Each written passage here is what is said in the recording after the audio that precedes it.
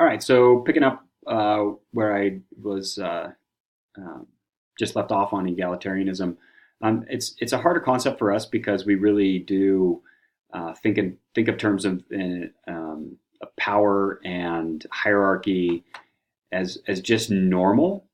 And what I mean by that is, um, as you go through certain status moments in life where you maybe jump up a ladder, you get a new job, a promotion as manager. The goal is always to maybe gain a higher paycheck or have people work under you. This concept was foreign to many of these egalitarian societies. They did not have this structure. And what I mean by that is a lot of these band level societies of 20 to 50 people, mostly relatives, operated on what we call a self-government model. So if as a tribe or a group we needed to move because of famine, we would all, if we were adults, have a vote on that. We would have a conversation. I'll give you an example of some egalitarian uh, examples of in the Bay Area. Around Napa, the tribes that existed there, there was a symbol head, I guess you could call him. He was chief by name, but again, this may have been something that the Spanish, when they showed up, kind of forced upon people. And we'll talk about that in a second. But supposedly the chief, his job was to wake everybody up in the morning like a rooster. And then there was actually what was called the Council of Women that would actually make all the decisions for the group. So in that way, in terms of status, the chief probably had status in his role, but the women had a more equal role. And if we look at it in terms of decision making, maybe even a higher prestige level. So we view these things as like women, at least in kind of a Western and even Eastern Chinese philosophy, in terms of not having equal status. Many of these groups, women had equal status. And again, gender role reversal in our terms would have played in here. So men and women pretty much did everything together. There was no breakdown of that. And I will show you all. Eventually, we'll get to some videos. They may not be necessarily Native American, but examples of what that looks like, because there are still groups of people that operate in this way around the world.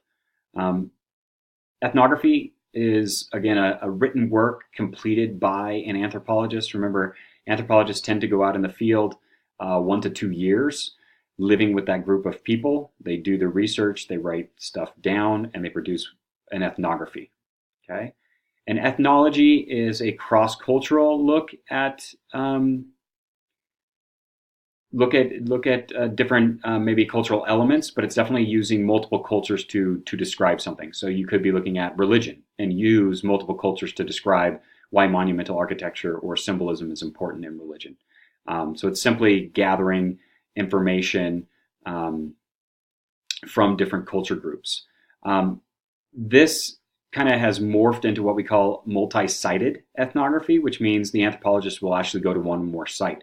So if I wanted to look at monumental architecture, which is in religion, which is what I did for my master's degree when I studied the Mayan in the Yucatan and the Quechua people in Peru, I was looking at their monumental architecture to see if that was reinforcing traditional values, religious ideas, and language. And I found that it was. So again, this was a multi-sided ethnography, which is kind of the newer way of doing things. Now, if I didn't necessarily go out and do the ethnography and ask the questions myself, then I'm doing more of an ethnology work.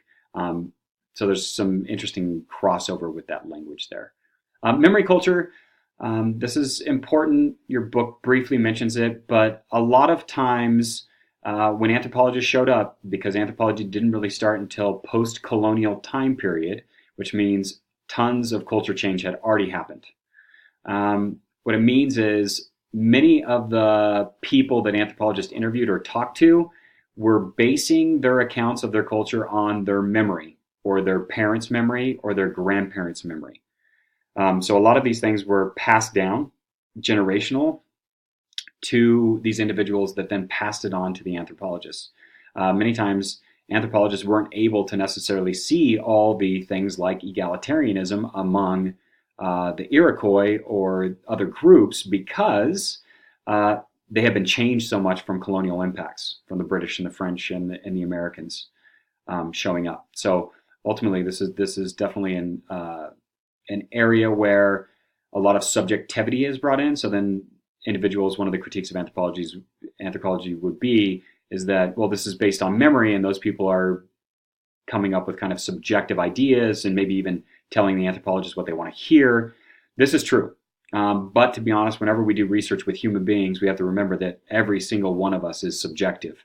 And this goes back to our own bias that we are kind of cultivate. And when we talk about individual uniqueness, this is really what we're talking about, that it gets to that level where you're an individual with biology and you're inputted with all these different things. Not everybody's going to turn out the same. It's virtually impossible. So memory culture plays into this in this subjective idea. But remember, in anthropology, we use what's called intersubjective, where my subjective meets another subjective, and we have that conversation. We come to some agreed upon reality, right? It goes back to that Hegelian dialectic. Kinesics is body language. And again, this is important with native groups, especially because a lot of them did not speak similar languages. So body language may have been one of those connecting pieces, right? If I put my hand in my mouth like this, most of the time it means something about language or food, right? So body language played a huge role in these areas. Now the next two are important to remember in terms of culture areas, right? By European standards and even post-civilization, to be honest, this is really when this comes about, is the idea of private property, territory, and boundaries. Okay, even though we talk about culture areas or core areas of a culture group, they did not necessarily have boundaries, right? Fenced boundaries, okay? And many groups had what's called peripheral areas.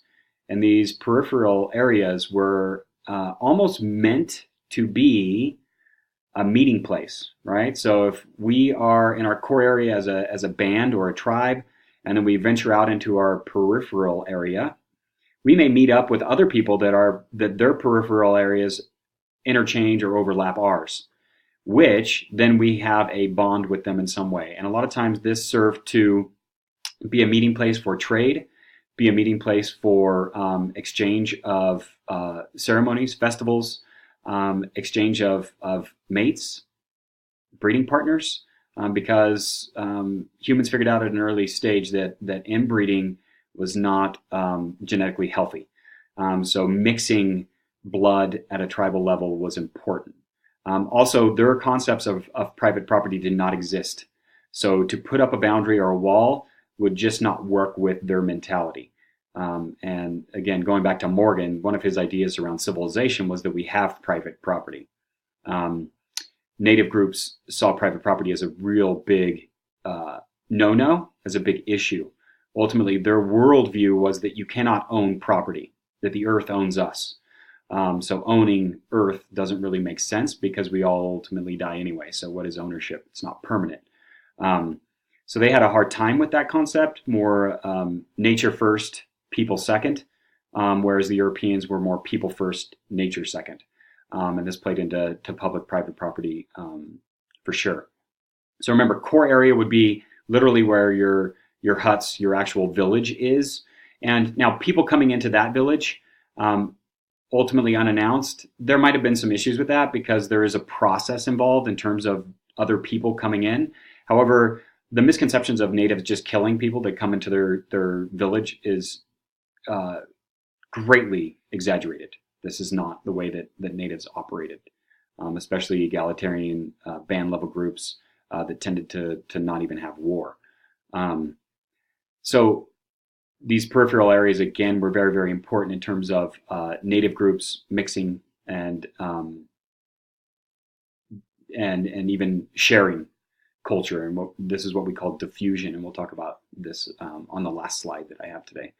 Bardosh, or two spirits, these are third genders in Native American cultures.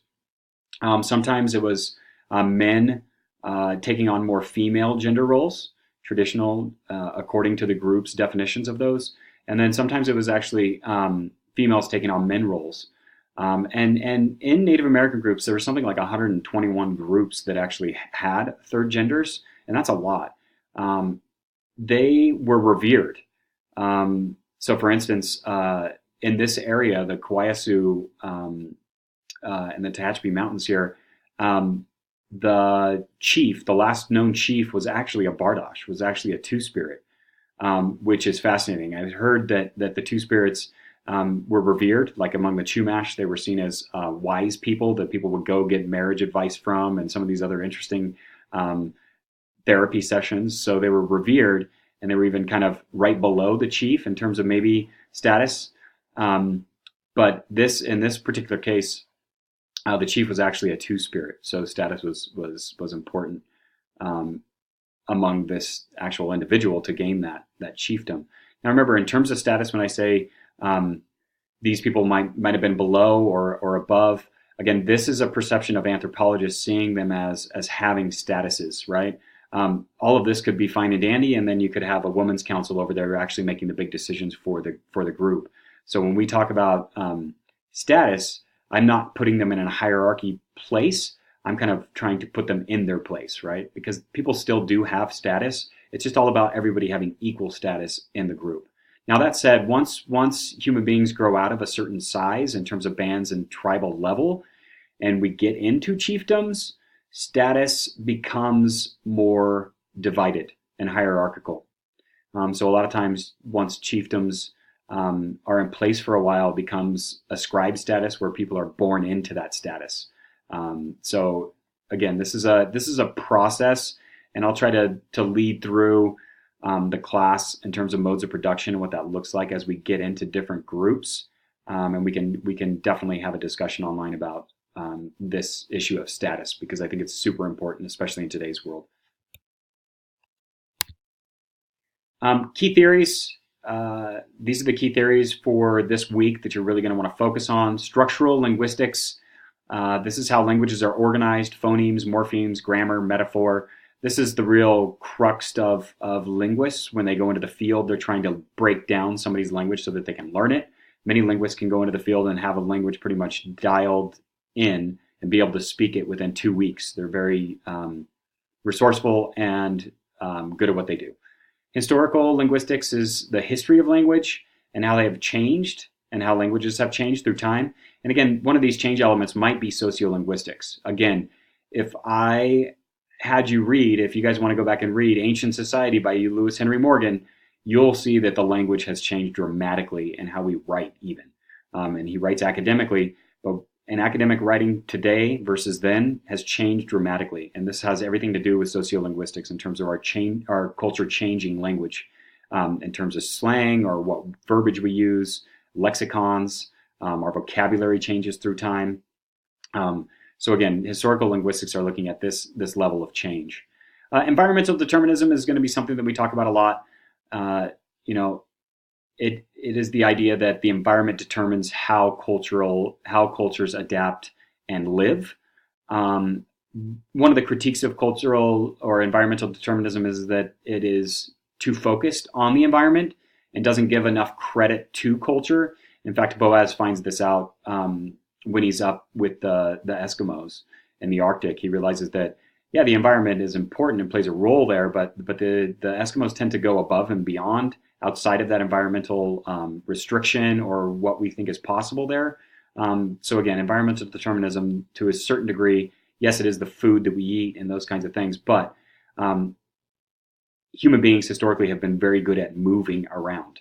For instance, if we have a drought and we're no longer able to get food in a certain area, we are going to move or adjust, either through ingenuity or now we can ship things, we can build dams, whatever we do. Culture tends to change the environment in a way so that the environment is no longer determining our fate, right?